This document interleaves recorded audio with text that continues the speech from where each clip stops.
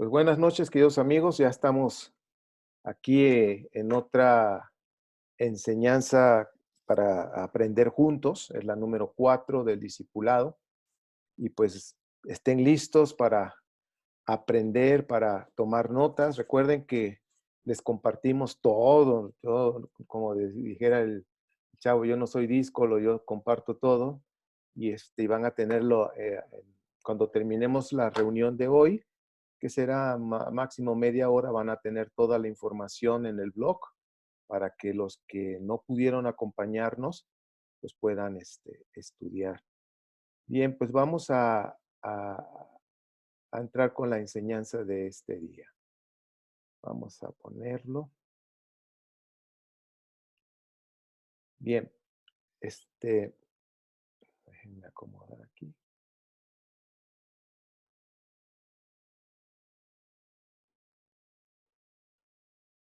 Pues el objetivo de esta clase es ver en la línea del tiempo cómo la humanidad de hace 40,000 años han adorado deidades femeninas y cómo ha sido esa influencia en el levante mediterráneo, que ya hemos estudiado esa área del mapa, que es el actual Israel, y vamos a ver lo que es la era de bronce y la era de hierro. Bueno, ahí está mi 7:10. Y pues la canción de siempre, ¿no? Por favor, verifica todo lo que vamos a estudiar, haz tus investigaciones y pues al final vas a tomar tus propias conclusiones que son muy valiosas. Bien. A través de lo que es el tiempo, mis amados, hemos, hemos visto cómo la humanidad ha tenido su crecimiento, su avance. Y desde que la humanidad existe, siempre han levantado sus ojos al cielo, han pensado que hay una deidad, que hay un Dios. Entonces, en diferentes épocas y culturas, las religiones le han dado un nombre al Dios del cielo. Me refiero al creador de todo el universo. Entonces, le han dado un nombre. Al paso del tiempo, le han ido dando sus nombres, llamando a Dios de diferentes maneras. Ahora, ¿cuál es el nombre del rey del universo? La pregunta del millón. Bien. Si ustedes ven ahí en el mapa, es una línea de tiempo. Y vamos a empezar con el paleolítico, después viene de izquierda a derecha, bien, ahora sí que yo lo veo así, neolítico, después viene la época que le llamamos la monarquía de Israel, que empezó con Shaul, David, Salomón y así todos los reyes que han existido.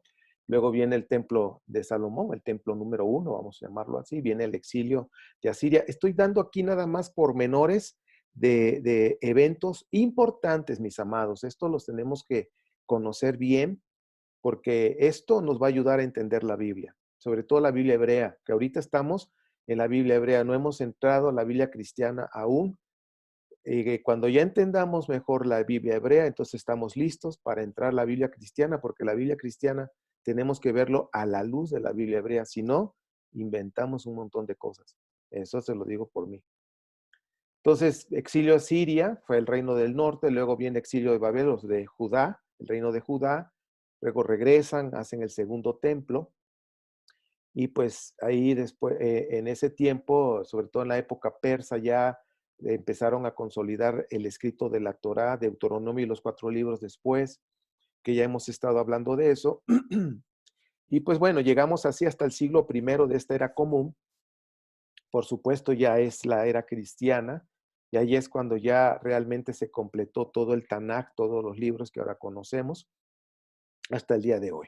Ya estamos hoy, por decir, febrero creo que 12, ya perdí el número, febrero 12 del 2020. Ahora, y dice ahí en la pantalla, en cada era humana pensaron en un Dios creador y le dieron un nombre. Es lo que yo les estaba diciendo. Desde la época paleolítica, que ahorita vamos a ver las fechas, hasta el día de hoy ha habido culturas, ha habido religiones donde al supremo rey del universo, que siempre ha sido el mismo, nunca ha cambiado, siempre ha sido el mismo, pero el ser humano le ha ido llamando, pues, como él piensa que se llama, ¿ok? Ahora, en las eras de la humanidad, antes de la era cristiana, vemos el paleolítico, que así lo han manejado. Al final les voy a dar unos nuevos libros que no están dentro de los 10 que les di, pero eso nos van a ayudar mucho a entender lo que estoy diciendo ahorita. Paleolítico, la era paleolítica, se dice que es del 2.5 millones. Imagínate, están hablando de millones porque han encontrado arqueología muy antigua y hasta el año 8000 antes de la era cristiana. Eso se le conoce como la era paleolítica. Luego viene la neolítica, que es ya no tan lejos, 8000 hasta el 3000 antes de la era común. Luego viene la época del cobre, del año 3000 a 2000. Luego viene el bronce del 2000 al 1000. Y luego viene la era del hierro del 1000 hasta el día de hoy, que pues ahora sí que ya estamos, ahí puse un signo de más hasta lo que sigue, ¿no? Bien, estos tiempos, sobre todo nosotros vamos a estar estudiando la del cobre, la de bronce, la de hierro, es donde vamos a estarnos enfocando mucho. En la era paleolítica, de acuerdo a las investigaciones que se han hecho y se han descubierto mucho material acerca de esto, nos dicen que ellos, la gente de aquel tiempo eran cazadores y recolectores. Ahí puse el tiempo, 2.5 millones hasta el 8000 antes de la era cristiana. Ellos se movían a donde había comida, a donde había, ¿cómo se dice? Animales para cazarlos, para comerlos, donde había árboles con frutas. Entonces se iban moviendo, no estaban en un solo lugar. Esto es importante que lo vayas observando, porque cuando entremos más, si el Eterno lo permite en la próxima clase, que ya vamos a entrar un poquito más a ver eh, a Yahvé, cómo fue que ahora sí que manifestó con Israel. Es importante que conozcamos que una de las características es del Dios del desierto, se le conoce. Entonces, eso no lo olvides. Ahorita nos enfocamos aquí, paleolíticos se movían a donde había comida. Eso no estaban fijos en un lugar. La era paleolítica eran conocidos por su actividad de cazadores y recolectores, se movían a lugares donde había comida, como les acabo de decir. Y en los tiempos paleolíticos del Próximo Oriente, en el llamado Paleolítico Medio, es entre los años 70.000 y 40.000 antes de la era común, corresponde a la cultura del Evayoisio musteriense. Ahora, esto lo van a encontrar, esta información, hay una información excelente del autor Echegaray, también está dentro de la bibliografía que les voy a dar al rato, lo dice muy abundante la información para entrar a Canaán. Entonces está hablando, toda esta información es importante para poder comprender qué había en Canaán, cómo fue la gente de aquellos tiempos, de hace miles de años. Ahora, aquí viene lo que se conoce como la especie Homo sapiens, conocida tradicionalmente por el hombre de raza neandertal. Bien, esto es información nada más para que entremos ahorita a lo que nos compete en esta clase. Ahora, dice que el siguiente gran periodo de la prehistoria, todo esto es prehistoria, de hecho, ustedes pueden ver desde lo que es el capítulo 1 de Génesis hasta el 11, en el judaísmo le llaman prehistoria, ¿ok? Que realmente ya cuando hablamos de Noah, pues ya estamos hablando de los años 8, 7000, por decirlo así, ¿ok? Pero aquí hay prehistoria, Génesis habla de la prehistoria. Y pues está más o menos el paleolítico superior entre el año 35.000 y 15.000. Se han encontrado muchas piezas arqueológicas pero que nos dan estas fechas de años muy antiguas. De hecho, en Galilea se han encontrado cráneos y dientes de muy antiguas, aproximadamente 35.000 años. Ahora, se caracteriza, dice, porque se nota ya una especialización muy grande en la industria del sílex. Son piedras duras, ya cuando empezaron a hacer como puntas de lanza, cuchillos. Ahorita vamos a ver algunos. Miren. Ahí está una flecha, la industria del sílex se le conoce, pero es de la época paleolítica, ¿ok? Vemos las piedras ya empezaron a darle forma, darle filo, en fin, para poder cazar. y poder romper cosas, en fin. El problema aquí es donde hay que poner mucha atención. Dice, la agricultura el peor error de la humanidad. Si ustedes recuerdan, primero eran cazadores y recolectores que andaban buscando comida, donde había árboles con fruta y se movían de un lugar a otro y no estaban fijos, ¿ok? Pero cuando en una ocasión tiraron una semilla y pues pasó el tiempo y esa semilla empezó a crecer, observaron cuando volvieron a pasar por ahí que lo que habían tirado había germinado, ahí es cuando ya empezaron a, este, a ver la agricultura, empezaron a sembrar, ¿ok? Entonces aquí dice, ahora tienen que quedarse a labrar la tierra y esperar a que dé fruto. Ahora ya no se iban a mover de un lugar a otro, ya no iban a andar ahora vámonos para acá, ahora vámonos para allá. Ya tenían que quedarse en un lugar. Y ya cuando empezaron a sembrar, empezaron los robos en el campo.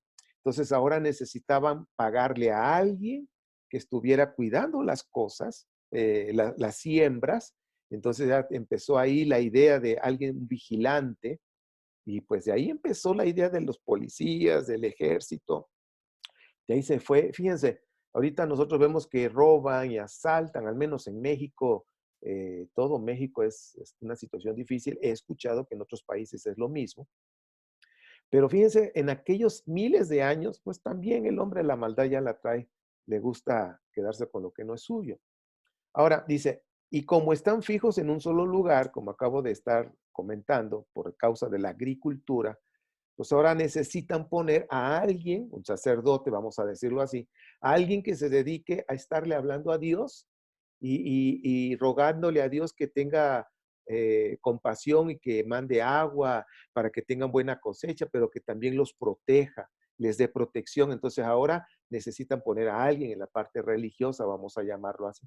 Y así es como se empezó a formar una ciudad. Todo empezó con la agricultura.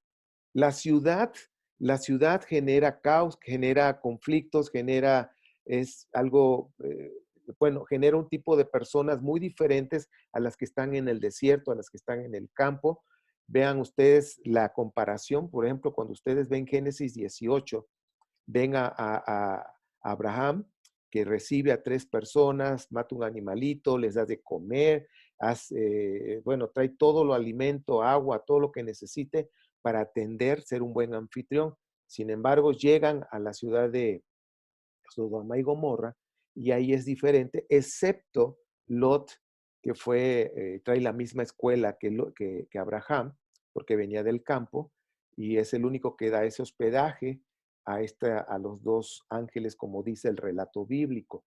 Entonces, dense cuenta cómo es una ciudad y cómo es la gente de campo, muy diferente. Por eso yo les estaba diciendo que cuando entremos en su momento ya, que con el favor del Eterno, estamos ya entrando más en terreno firme con respecto a la historia de nuestro Elohim, Yahvé en Israel, el desierto, la palabra desierto y todo eso son puntos claves, porque Yahvé es el Dios del desierto. Los orígenes, antes de que se formaran los sistemas de creencias en las religiones, que hoy las religiones ofrecen, veneraban a una suprema creadora femenina.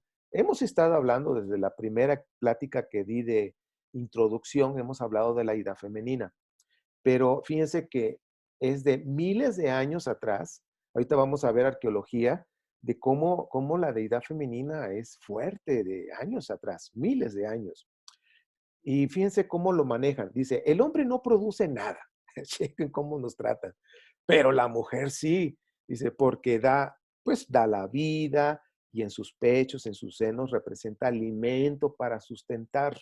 Y nosotros no. No, no, no. Ahora sí que en comparación de la mujer da vida, da alimento y nosotros no damos nada en comparación a eso.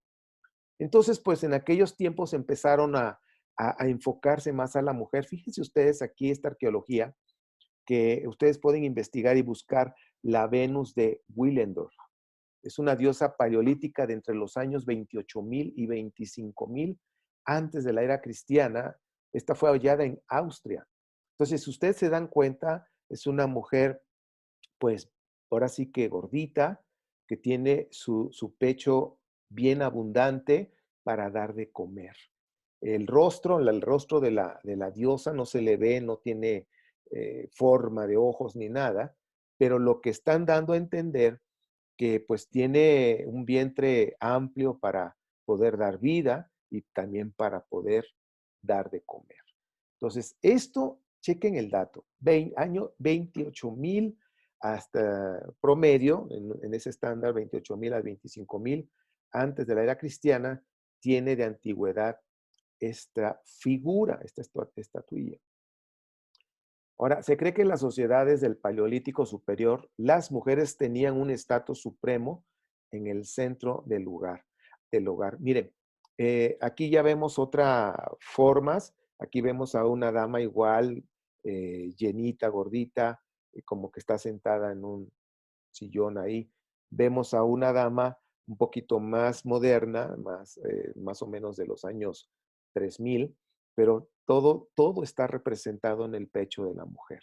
Como que desde la antigüedad, desde hace 30,000 años, y llegamos a la era de hierro, a la de bronce, a la que vamos a estar viendo, y sigue el mismo sistema enfocado a la deidad femenina y cómo enfocan lo que es el pecho de las damas. Ahora, en Europa, en el Medio Oriente, la India, he encontrado estatuillas de mujeres embarazadas que señalan adoración de la deidad femenina. Y fíjense, nuevamente nos dan las fechas, año 25,000 antes de la era cristiana. Entonces, en el Medio Oriente, Europa, India, todos esos lugares se han encontrado restos de estatuillas. Pero también en Egipto. Recuerden que Egipto tiene una gran influencia en el judaísmo. Dice Isis con su niño Horus. Esto ya es más reciente, en el año 680 antes de la era cristiana. Bueno, vamos entrando ya un poquito más a materia. Las diosas de la antigüedad eran, dice, fíjense cómo lo veían, creadoras, legisladoras del universo, profetizas, proveedora del destino humano, sanadoras, cazadoras, líder valiente en batalla. Si te das cuenta, en pocas palabras, esto es un matriarcado fuertísimo. Y si nosotros que somos los mexicanos, los que estén aquí, que sean mexicanos, por ejemplo, tenemos aquí una deidad muy fuerte que el 12 de diciembre se le venera, pero paraliza el país totalmente, y conocida como la Virgen de Guadalupe.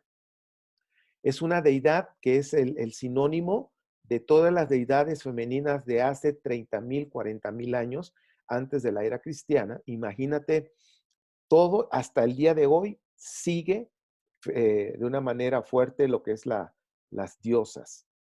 En el mundo antiguo la adoración de las deidades femeninas era extensa y muy poderosa. Bueno, eso ya lo hemos visto. Pero fíjense, aquí viene la agricultura. Dice, con la llegada de la agricultura después de la era paleolítica, dice que la adoración a la diosa comenzó a difundirse. ¿Por qué? Porque ya se empezaron a formar las ciudades, la agricultura nos llevó al siguiente paso, a formar ya tribus, a formar aldeas, a formar ciudades, a formar ejércitos y luego empezar a pelear para tener más tierras, en fin, así empezó el asunto. Pero la deidad femenina se empezó a difundir aún más todavía en esas fechas. Esas estatuas de ese periodo representan a la diosa madre. Y fíjense, estoy diciendo diosa madre, o sea, alguien que puede dar vida. Surgieron en Canaán, que hoy conocemos como en Israel, también en Anatolia, conocido también hoy como Turquía. En esos lugares hay estatuas, bueno, estatuillas chicas de deidades femeninas. ¿Ok? Y dice, y en todas las comunidades neolíticas de Egipto que datan del año 4000 antes de la era cristiana. Entonces, si se dan cuenta, hasta este punto, ahora sí que empezamos a bajar desde el año 40,000, 30,000, 25,000, ahorita 8,000, ahorita vamos en el año 4000. ¿Y qué ha pasado? Sigue el mismo punto de la deidad femenina, la deidad femenina.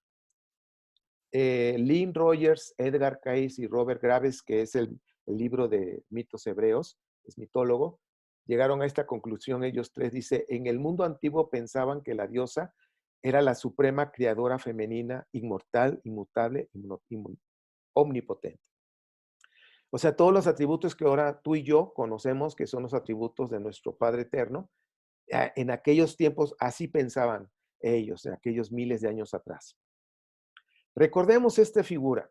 Ya viajamos un poquito de muchos años atrás, por decir 40,000 años antes de la era cristiana, y fuimos llegando y llegando. Y quiero que ustedes recuerden esto, porque ahorita vamos a entrar a otros puntos. Esto lo vimos la clase pasada. El exilio en Babel es el parteaguas. Así como Yeshua partió antes de Yeshua y después de Yeshua, aquí en la Biblia hebrea, el exilio es el parteaguas. Antes del exilio, después del exilio. Recuerden, y durante el exilio tenemos que ver los profetas, quiénes estaban antes del exilio, quiénes estuvieron durante el exilio y quiénes estuvieron después del exilio. Esto es importante. El exilio en Babel o en Babilonia fue en el año 587 al 537. La primera edición de la Torá, la primera ya que estuvo hecha, fue entre el año 400 y 330 aproximadamente. Recordemos que el Deuteronomio, que fue el primero que se escribió por los sacerdotes judaítas, fue aproximadamente en el siglo 8 antes de la era común. Y de ahí Josías, el hallazgo de Deuteronomio, y de ahí empezó la escuela, como le llamamos o se le llaman los historiadores, la escuela deuteronomista, y de ahí pues ya se agregaron los 4 libros para formar la Torá. Bien, esto es nada más para que no olvidemos el tiempo aquí. Vamos a pasar rápidamente cómo ha sido desde la monarquía, que es en el año 1030. No olviden esa fecha. Desde el año 1030, antes de la era común o la era cristiana, es cuando empieza el tiempo, lo que llamamos tiempo de monarquía o monárquico. Empieza Saúl, termina en el 1010, de ahí empieza David, Salomón en 971. En 970 empieza a construir o se construye lo que es el templo. En el 931 se divide el reino. En el 720 cae Samaria, es decir, el reino del norte es cautivo, son deportados a Nínive.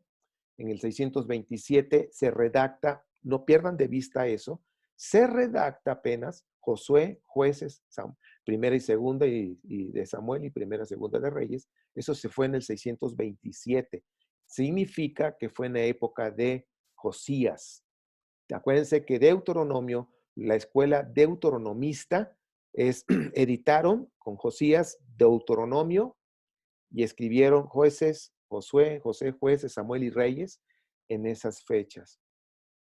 Luego tenemos el 622 del hallazgo de Deuteronomio ya confirmado con Josías, 587 del exilio, que en Babilonia, 537 la primer piedra del templo, ya estamos hablando del regreso a Jerusalén. Esdras vuelve a Jerusalén después y Nehemías vuelve a Jerusalén. Acuérdense que fue cuando hizo lo que son los muros. Y Judea, en el 350, forma un estado teocrático ya. Es decir, que lo iba a dirigir Dios, estaba dirigiendo todo en base a lo que es como el único Dios, que ya se estaba dando esa mentalidad del único Dios. 350, ese mismo año, se concluyen los libros de Malaquías, Job, Joel, Salmos, Jonás, Esdras, Nehemías y Tobías.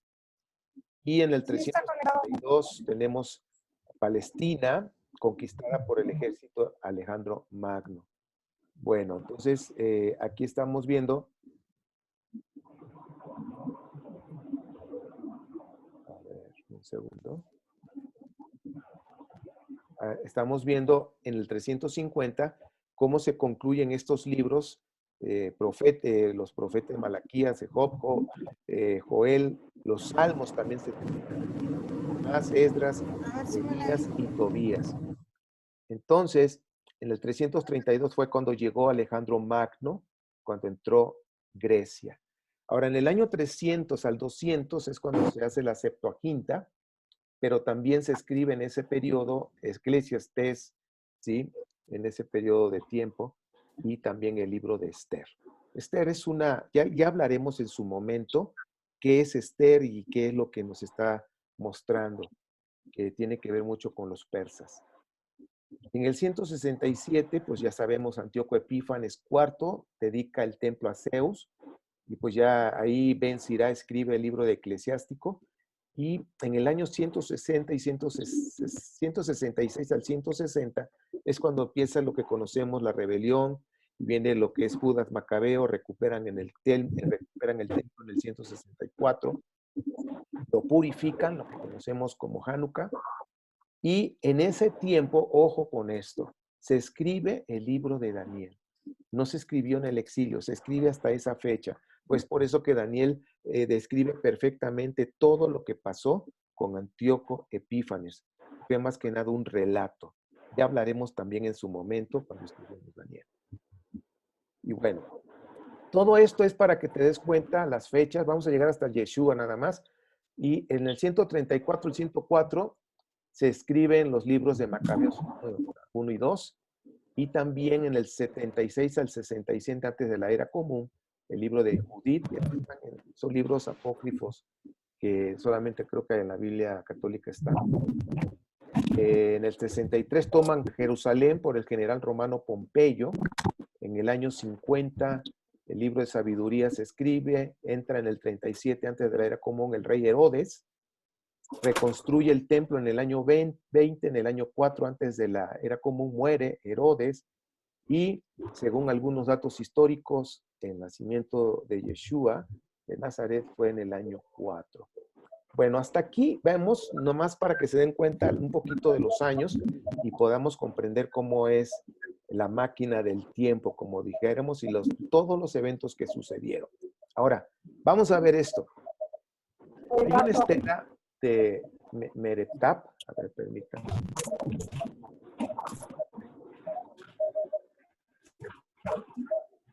Es una estela de Meretap.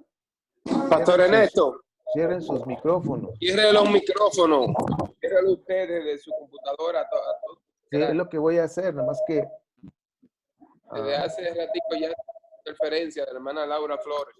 Laura Flores, apaga tu micrófono, por favor.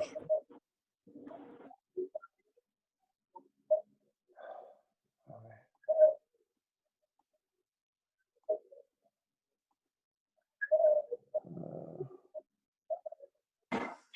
Si no apagan su micrófono, los voy a sacar para que vuelvan a entrar.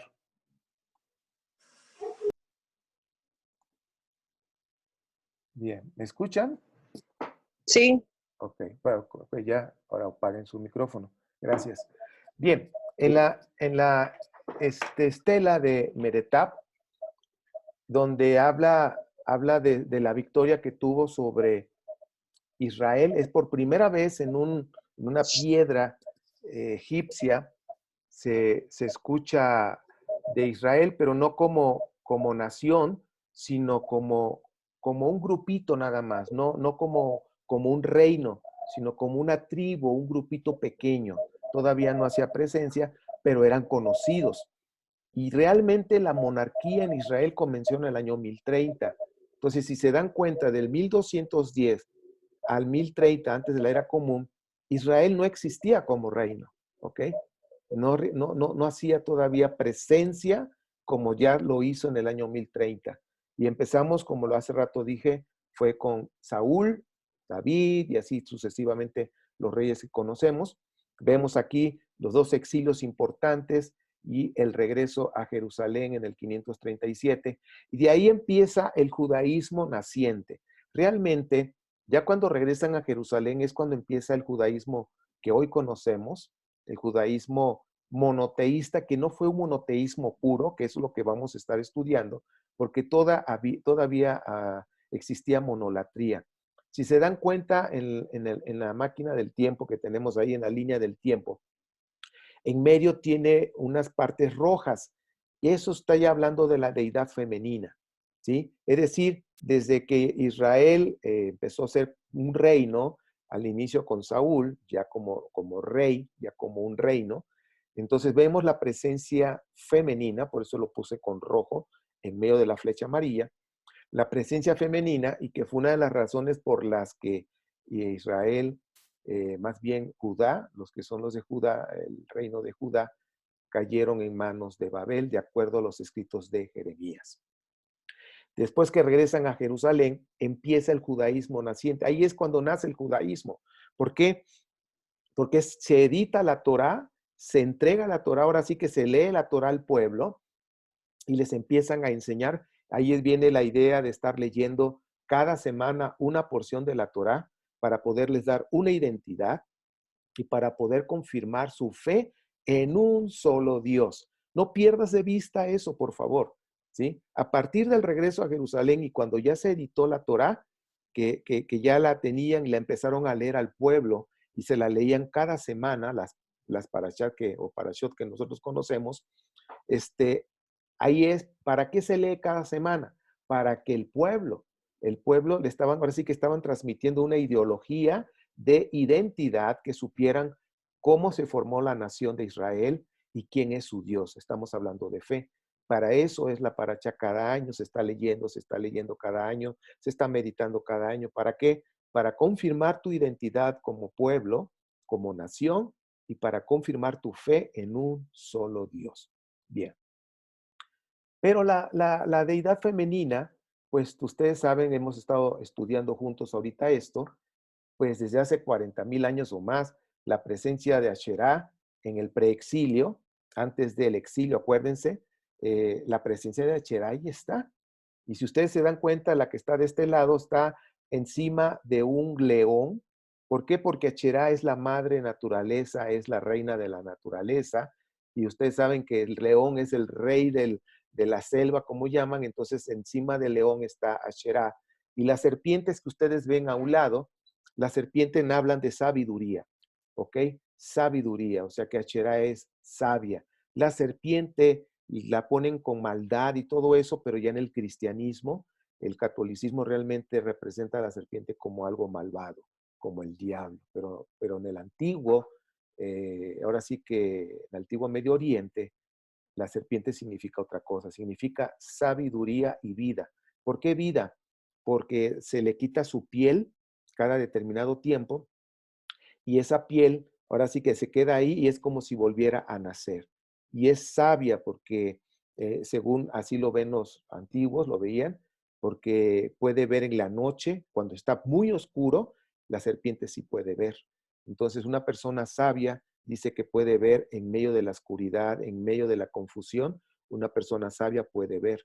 Entonces, por eso los faraones traían una serpiente en la cabeza y no porque fueran malévolos o diabólicos, ¿no? Porque la serpiente significa sabiduría, significa vida, porque si el faraón estaba fuerte, estaba sano, daba vida al pueblo, el pueblo tenía vida, les iba bien, había prosperidad. Bueno, pues esa es en una paraché enseñé acerca de la serpiente. Si ustedes lo quieren, me dicen en el chat de Telegram y se las comparto para que vean un poquito más información. Bien, vamos a seguir hablando de Asheraki. Ahora, vayan observando porque ya vamos viendo un tema interesante de cómo Asherá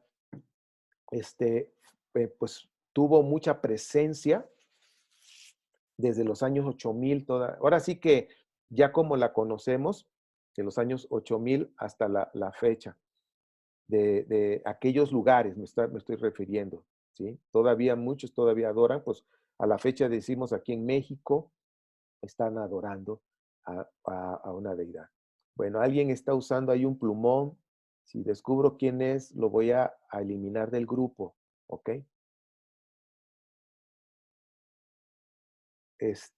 Aquí quiero que observen la pantalla.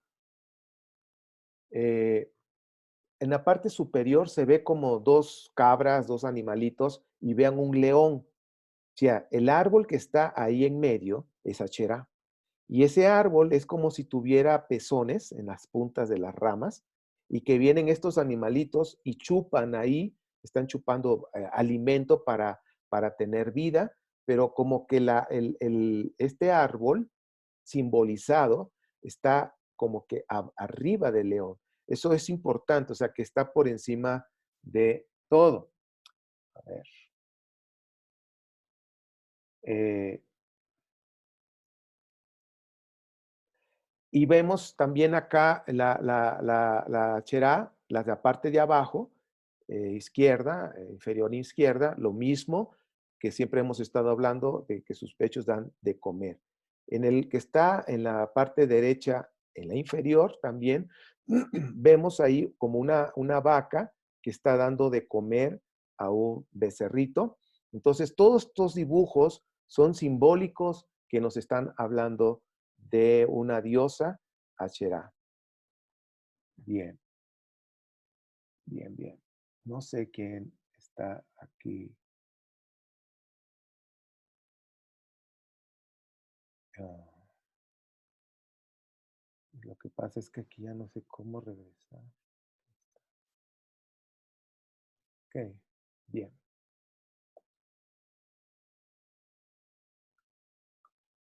Alguien está rayando, no sé quién está rayando la pantalla. Por favor, más respeto. Si descubro quién es, créanme que los voy a eliminar del curso de discipulado, porque esto no es correcto. Bien. Ahora, aquí hay un periódico, El Insólito, donde habla y dice, Asherah, la esposa del Dios que fue quitada o expulsada de la Biblia, dice, hablan los expertos. Esto también se los voy a poner ahí en el blog para que lo puedan ustedes leer.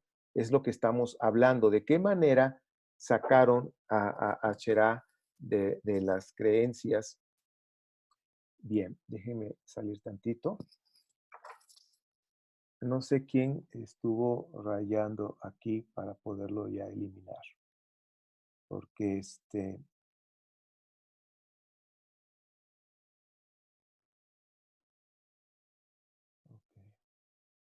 no sé quién es, pero bueno, espero que no lo vuelva a hacer.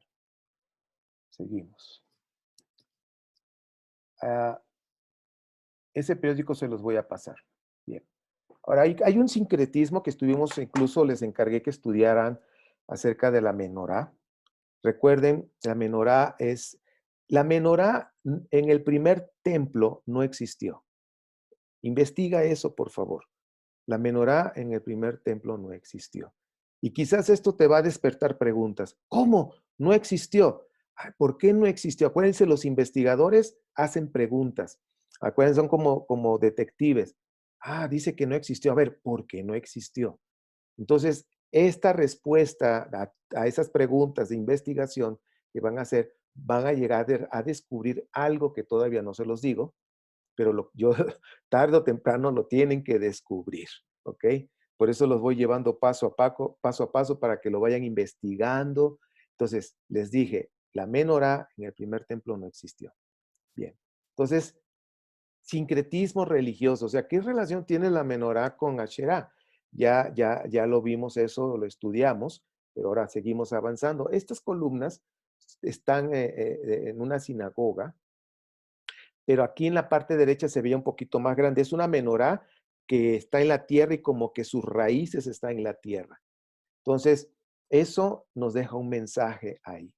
Nos deja un mensaje de, bueno, una menorá en la tierra con raíces. Entonces, ¿quién tiene raíces? Un árbol. La menorá, ¿qué árbol es? ¿Qué árbol está representado? El almendro. Ah, bueno. Entonces, estamos obteniendo más información. Vamos a avanzar. Esta es muy importante, fíjense. Se cree que este stand que ustedes están viendo ahí, dice, es un stand de culto de 4 niveles que se encuentra en el Tanaj, representa a Yahvé y Asherah, con cada deidad representada en niveles alternos. Si ustedes observan, ahorita se ve un poco pixeleado en la siguiente que voy a poner, pero en el segundo nivel, ¿sí? Se ve como las cabras, ahora sí que chupando alimento de una planta como la que vimos anteriormente. Ahí está en el segundo nivel. Y en el último nivel también se ve como una mujer con 2 leones a 2 lados, que también representa a Asherah. Hay muchos dibujos de Asherah donde está con 2 leones. Entonces está un árbol y bueno, eso es interesante. Ahora, chequen aquí, lo puse un poquito más grande, un poquito pixeleado, pero pues se puede ver ahí los 2 animalitos tomando ahí del árbol, ¿ok? Ahora hay que, creo que me voy a En esta parte nosotros debemos tener en cuenta, dice, el segundo nivel está dedicado a Sherá. Se encuentra la imagen de un árbol vivo. Acuérdense, árbol vivo, árbol de vida, son sinónimos, ¿eh? Que dice que a menudo se cree que era como que se expresaba el Asherim como símbolo de culto. Es decir, que ese árbol, el árbol de vida que daba alimento, el Asherim, es un símbolo de culto, un símbolo de adoración. No vayan perdiendo de vista eso. Bien, vamos a seguir. Aquí ya se ve los animales y como que está agarrándolos, dominando. Esta foto es de Israel, del Museo de Israel en Jerusalén. Cuando vayan a Israel, al Museo de Jerusalén, en la parte antigua van a ver todas estas figuras. ¿Ok? Hay una moneda que fue acuñada por Matatías Antígonos o Matillahu, el último rey de la dinastía Asmonea, que más o menos fue entre el año 40 y 37 antes de la era común. Si se dan cuenta, ya en esas fechas, la menorá era parte de un símbolo de la nación de los judaítas, de Israel. Entonces ya la menorá empieza a ser más presencia. En la menorá también, el famoso dibujito donde ven personas que van como que caminando y uno lleva la menorá cargando, esa se encuentra realmente, como dice aquí, en el relieve del Arco de Tito en Roma, Italia. Cuando vayan a Italia, vayan y vean esa parte que está representando pues cuando saquearon el templo, ¿ok? Cuando cayó el segundo templo. Aquí está el relieve ya un poquito más de cerca y ahí se ve la menorá. Sí, se la están llevando, era de oro totalmente. Bien, ahora hay evidencias claras, bíblicas, extrabíblicas, que hasta el momento de la reforma de Josías, Yahvé está asociado con la diosa Cherá, conocida como la reina del cielo. Es decir, hasta el tiempo de Josías, que es más o menos en el año 622, cuando hallaron el libro de Deuteronomio, Acherá tenía presencia y se le conocía como la reina del cielo. Ahora, ese mismo título de la reina del cielo, incluso aquí también en México la llegan a usar con la Virgen, el mismo título fue usado para Ishtar de Mesopotamia, Anat. Hemos oído mucho de Anat, el libro de Jueces habla mucho de Anat, Acherá, eso es en el Levante, ¿sí? En el Levante de Mediterráneo, y para los católicos pues es María. Vamos a ver, Jeremías 44:18. Dice, pero desde que dejamos de hacerles ofrendas a la reina del cielo y derramarle libaciones, nos ha faltado de todo y somos exterminados por la espada y por el hambre.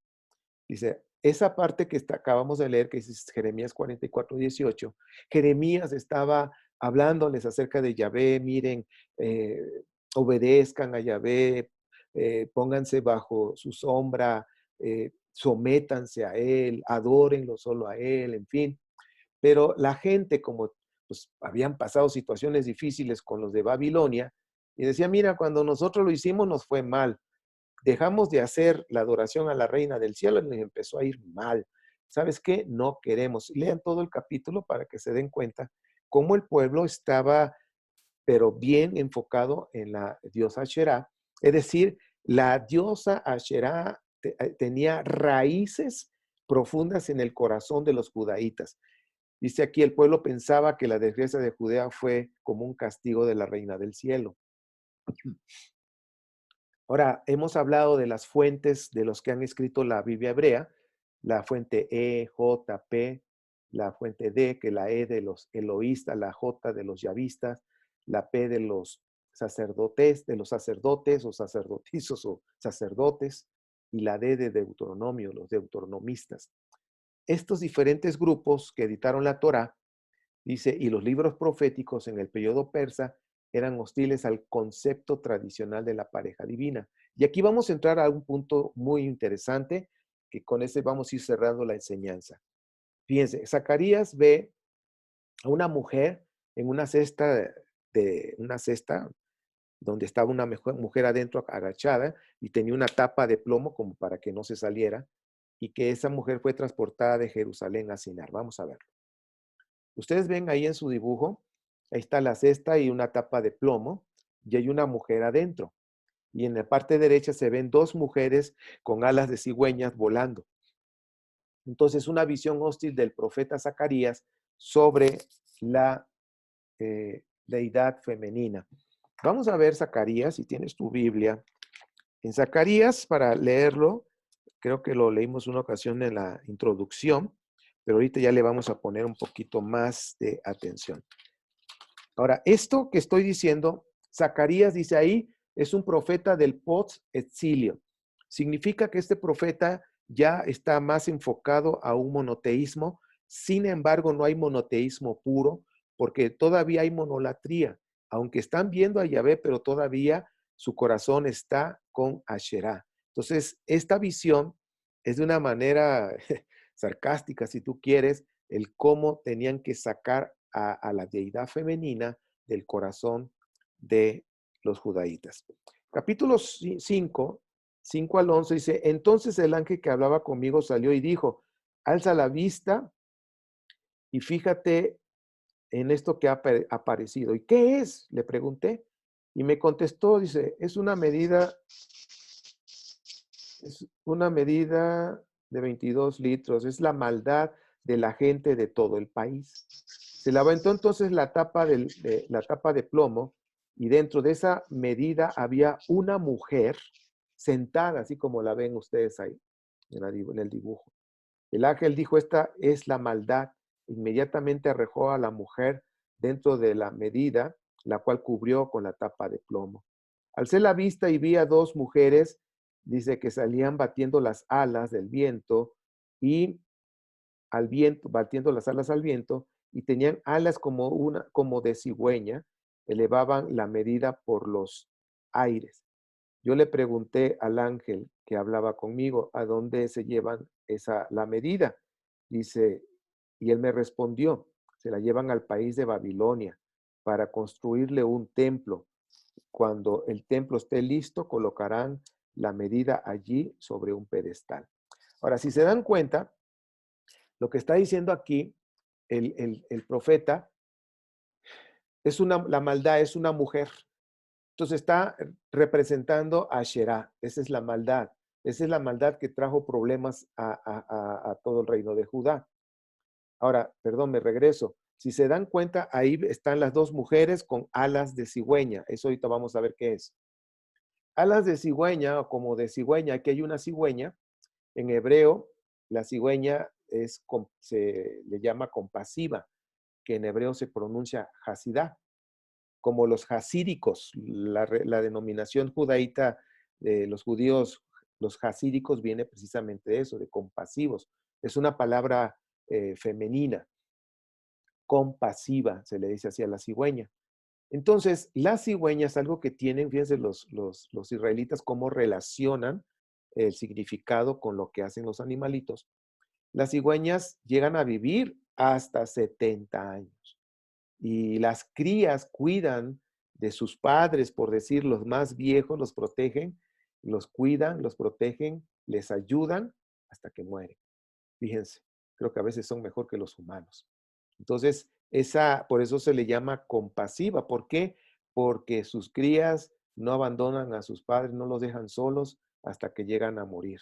Eso es una virtud, por eso le llaman en hebreo a ese animalito, nosotros le llamamos cigüeña, pero se le llama compasiva en hebreo. Bien, con esas alas, es decir, con esa compasión, se tienen que llevar a esa diosa a otro lugar porque ya no la van a adorar ahí más en Jerusalén. Dice, cuando le terminen su templo, un templo de 7 columnas, como dice Proverbios, van a poner un pedestal, es decir, una piedra especial para poder ahí poner la figura de Asherá, ¿sí? Recuerden que Asherá es la figura, es una mujer con su pecho abundante o lleno para poder dar de comer. Entonces lo ponen ahí en ese pedestal para poderle rendir adoración. Entonces, como quien dice, hay que regresarla allá de donde vino, aquí no la queremos porque solamente nos vamos a enfocar a adorar a Yahvé. Ahora se ve ahí la expulsión. Esta es una ilusión irónica. En el hebreo hay palabras que se juegan ahora sí por la pronunciación o están muy relacionadas, como si fuera un poema. Maldad, harishea y asherá o asherá está relacionado como que se oye casi igual y por eso fue de una manera irónica decir, esta es la maldad, o sea, esta es asherá, la que se tienen que llevar. Y ahí van las dos mujeres llevando el cesto, con esas alas de compasión, se la van a llevar a Sinar o a Babilonia. Bien, dice, ya en Jerusalén no podemos tener Asherá, ya se necesita sacarlo. Pero bueno, esto fue una visión que tuvo Zacarías de que tenían que sacar a Asherá de la vida de del reino, de todos los judaítas. Asherá significa un símbolo religioso, un árbol sagrado. No olvidemos eso. Los símbolos de una deidad son siempre imágenes o representaciones de dicha deidad. En Primera de Reyes, vamos a ver estos versículos, ya con estos terminamos, por eso dice ahí continuará.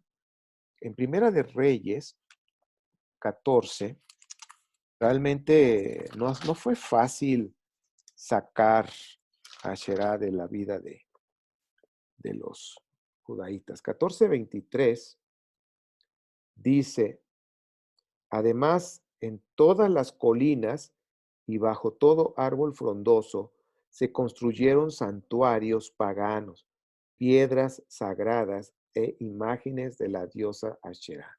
Entonces, fíjense toda la idolatría que había en ese tiempo. Estamos hablando de la época de Primera de Reyes, estamos hablando de antes de Abías, ¿sí? Esta es una profecía de Ahías contra Jeroboam. Ahora vamos a Segunda de Reyes 10 para que se den cuenta que nos está diciendo. 10:18. Dice de esta manera. Entonces Jehú reunió a todo el pueblo y dijo, Acab adoró a Baal con pocas ganas.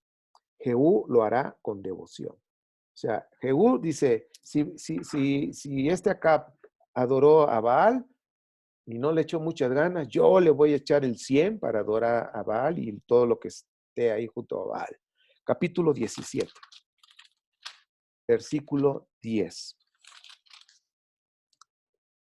Dice, y en cada colina, bajo todo árbol frondoso, acuérdense, bajo todo árbol frondoso, ahí es donde se tallaban a Asherá en los árboles.